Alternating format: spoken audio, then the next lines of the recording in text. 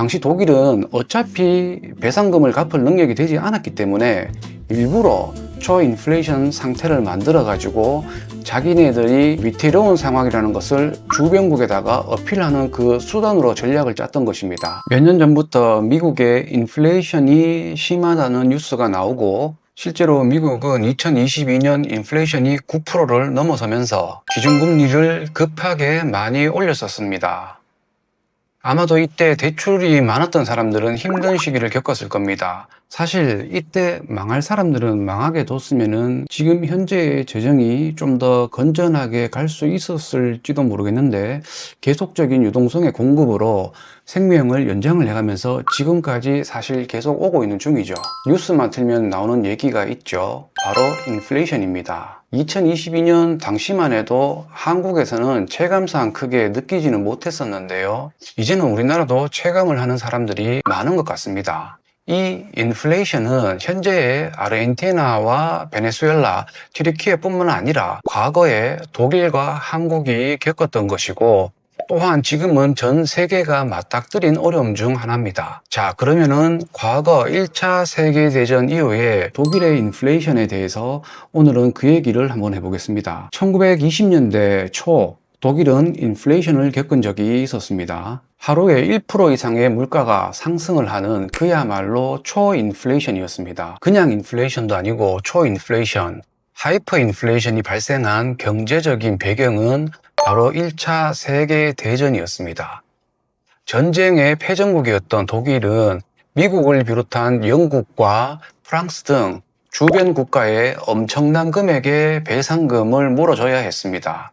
그래서 독일 정부는 경기 부양을 목적으로 당시 화폐였던 마르크화를 찍어내기 시작을 했습니다. 이 마르크를 무분별하게 찍어낸 결과 당연히 공을 하늘 위로 던지면 바닥으로 떨어지듯이 그 순리대로 마르크화의 가치는 하락을 하게 되었겠죠. 화폐를 찍어내는 대로 물가는 가파르게 상승을 해서 나중에는 마르크화를 벽지로 사용을 하거나 나무를 떼서 난방하는 것보다 마르크화로 땔감으로 쓰는 게 유리해가지고 땔감으로 쓸 정도였다고 합니다. 사람들은 빵을 사기 위해서 수레에다가 마르크화를 실어 나르기도 했습니다. 그런데 애초에 마르크화를 찍어서 배상금을 물어준다는 것은 명분이 없는, 말이 안 되는 것이었습니다. 왜냐하면은 배상금은 기축통화인 파운드화나 달러로 지급을 해야 됐기 때문에 단순히 마르크화를 찍어내는 것은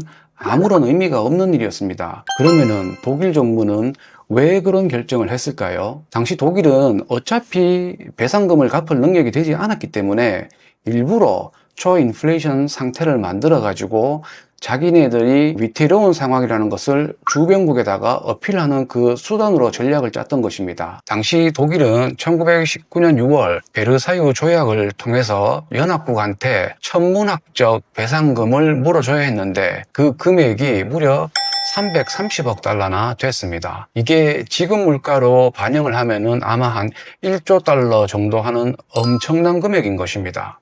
갚을 돈이 없으니까, 이걸 갚지 못하니까 차라리 독일은 고의적으로 망하는 길을 선택을 한 것입니다.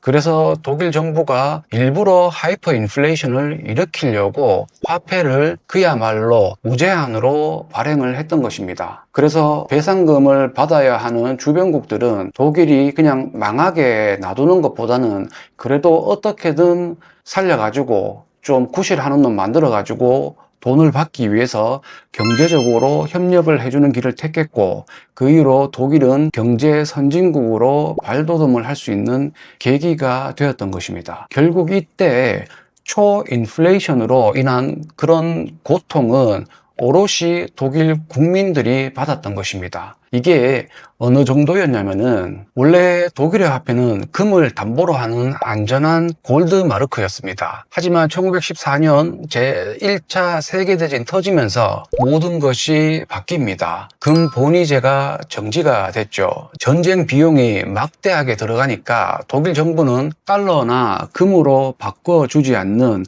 오직 종이로만 된 화폐를 찍어내기 시작을 했습니다. 공식 국호가 독일이었던 것처럼 화폐에 적힌 이름도 그냥 마르크였지만 훗날 역사학자들이 금으로 보장이 되던 이전 화폐하고 구분을 하기 위해서 이건 금도 없는 그냥 종이 쪼가리일 뿐이다 라는 의미로 파피에 마르크, 페이퍼 마르크라고 부르게 됐습니다. 이 사진은 골드 마르크와 페이퍼 마르크의 교환 비율을 보여주는 사진인데 그야말로 5년 만에 그냥 수직으로 바닥 섰죠. 파피에 마르크를 들고 있던 사람들은 하루아침에 그냥 벼락거지가 돼버린 것이죠. 이때 마르크화 대신에 금을 보유하고 있었다면 어떻게 됐을까요? 이 자료를 보면은 그냥 한눈에 엄청났다는 것을 알 수가 있죠. 불과 1919년에서 1923년 4년 만에 일어난 일입니다. 그 당시에 금과 은을 보유를 하고 있었다면 이 사람들은 가치를 그대로 보존을 하는 것은 말할 것도 없고요. 오히려 이전보다 더 큰 부를 가질 수 있게 됐습니다. 당시에 은하 몇 개로 웬만한 도심의 고급 주택을 구매할 수 있을 정도였다면 말을 다 했는 거죠. 화폐는 국가가 망하면은 한순간에 휴지가 되지만 은하와 금화는 인류 역사가 시작된 이래 단 한 번도 가치가 제로가 된 적이 없습니다. 100년 전에 독일에서 은하 몇 개로 집을 살 수 있었던 이유 바로 실물 자산의 위력 때문이었습니다. 그 이후에 독일의 전쟁 배상금에 대해서 연합국들이 배상금을 유예도 해주고 탕감도 해주면서 그때부터 독일 정치인들은 더 이상 하이퍼 인플레이션을 정치적으로 이용하지 않았습니다. 그리고 1924년 한 방에 하이퍼 인플레이션을 잡았습니다. 어떻게 잡았을까요? 근본이제 아닙니다. 당시에 독일에 금이 있었다면은 처음부터 고의적으로 하이퍼 인플레이션을 그렇게 극단적으로 만들어내지도 않았을 겁니다. 전쟁한다고 무기하고 군수물자 산다고 있던 금을 싹 다 팔아먹었던 것이죠. 금이 없는데 근본이제를 할 수가 없었겠죠. 그러면은 도대체 어떻게 하이퍼 인플레이션을 잡았을까요? 바로 1923년 11월에 발행이 된 렌텐 마르크였습니다. 이 렌텐 마르크는 금을 담보로 하려니까 금이 없고 사실 당시에 독일 사람들한테 가장 중요한 농산물이었던 호밀을 담보로 화폐를 만들자는 그런 아이디어도 있었는데 농산물은 흉년이나 풍년에 따라서 작황에 따라서 가격의 변동성이 심해서 담보로 부적절하다는 결론이 나왔습니다. 결국 매년 자라나는 호밀 말고 그 곡물을 키워내는 변하지 않는 기반인 토지 자체를 담보로 삼자고 하면서 렌텐 마르크가 탄생하게 되었습니다. 이렇게 토지를 담보로 화폐를 발행하는 게 예전에 프랑스에도 있었습니다. 1789년 프랑스 대혁명 이후에 물가가 잡히지 않는 프랑스에서 제1공화국의 아시냐라는 화폐도 동일하게 땅을 담보로 한 구조의 화폐가 있었습니다. 이 프랑스의 화폐도 그냥 담보 이상으로 무제한으로 발행을 해서 99% 이상 가치가 폭락을 했었고요. 이 프랑스 화폐도 할 말이 많기는 한데 결국에 프랑스든 로마 제국이든 독일이든 어떤 화폐든 담보가 있어야 하고 담보가 있음에도 불구하고 담보 이상으로 화폐를 발행하면은 무조건 골로 간다는 것을 인류 역사에서 항상 보여주고 있다는 걸 알 수 있어야 합니다. 자, 다시 독일 바이마르 공화국 얘기를 해보자면은 독일에서 토지를 담보로 발행이 된 렌텐 마르크는 1923년에 임시화폐로 발행이 됐는데 1948년까지 그래도 생각보다 잘 쓰였습니다.